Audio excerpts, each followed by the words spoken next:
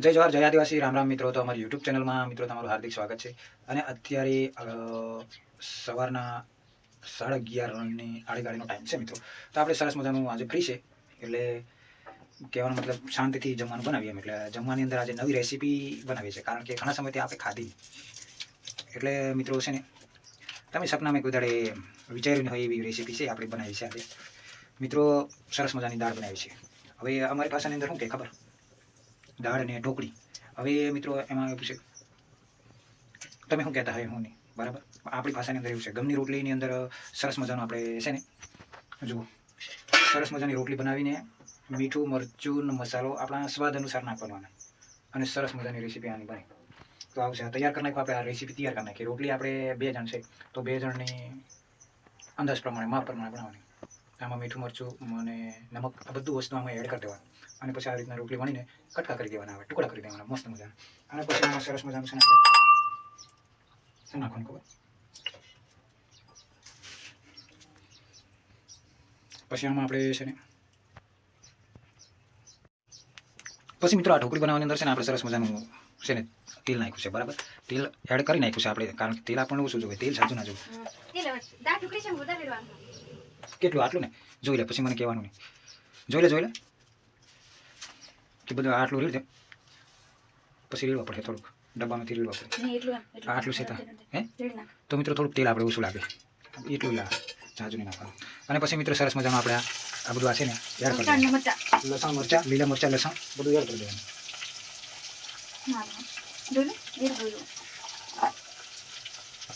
અને મિત્રો દાળ ઢોકળીની અંદર એવું છે આપણે કે તુવરની દાળને છે ને પહેલાં બોઇલ કરી નાખવાની, એટલે બરાબર મસ્તીની એવી ચડી જાય ને પછી બરાબર હલાવી દેવાનું. આ દાળ આપણી કમ્પ્લીટ આવી હોવી જોઈએ, મસ્ત એવી દાળ બરાબર ચડી જશે અને કમ્પ્લીટ કરી નાખી. અને પછી આ રોટલી છે ને પછી આમાં તમને ખાલી પ્રોસેસ દેખો અને પછી બનાવીને ખાજો, એટલો મસ્ત ટેસ્ટ આવે ને. હા હા, એવો ટેસ્ટ આવે ને મિત્રો આનો, તમે ખાઈ ખાઈને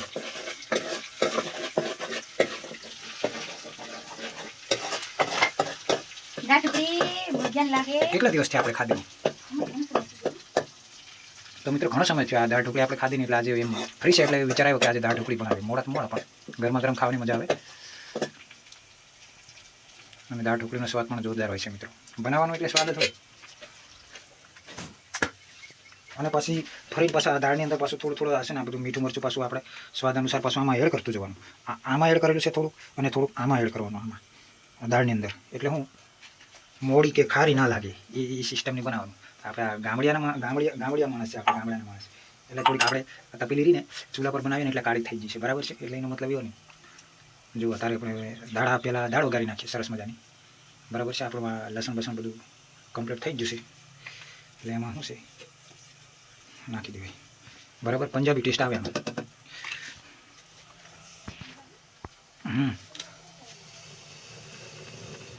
આપણે બનાવીએ એટલે પંજાબી જ કહેવાય અને એ ટેસ્ટ મારો આવે. આ સરસ મજાનું એડ કરી નાખ્યું મિત્રો. આપણે છે ને થોડુંક તીખું ખાવાવાળા માણસ છે એટલે તમને એમ લાગે કે આ શું મહિનો આટલું બધું તીખું બનાવે, પણ આપણને તીખું ખાવાનું વધારે ઇન્ટરેસ્ટ છે. મોડું ખાવાનું ભાવે જ નહીં. થોડુંક એમ તીખું હોય ને તડકાવાળું તો મજા આવે, એટલે તડકો મારેલો છે. તો આમાં સરસ મજાની આપણે દાળ પછી વઘારી નાખવાની.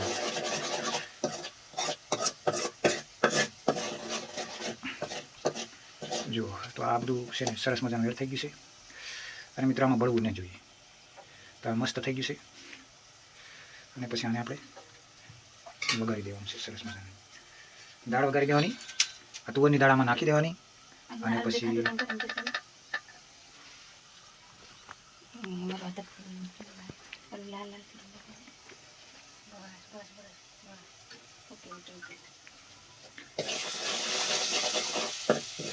તો ગાઈસ મસ્ત થઈ ગયું છે.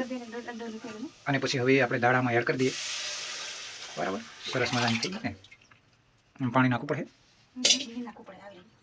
તો મિત્રો આપણે આ સરસ મજાની દાળ વઘારી નાખી, બરાબર. હવે આની અંદર છે ને આપણે જે ઘઉંની રોટલી બનાવીને વણી બનાવીને ટુકડા કરી, આની અંદર આ વસ્તુ આપણે એડ કરવાની છે, ટુકડા વધે હળદર થોડું. આપણા મુલકમાં નવી રેસીપી છે મિત્રો.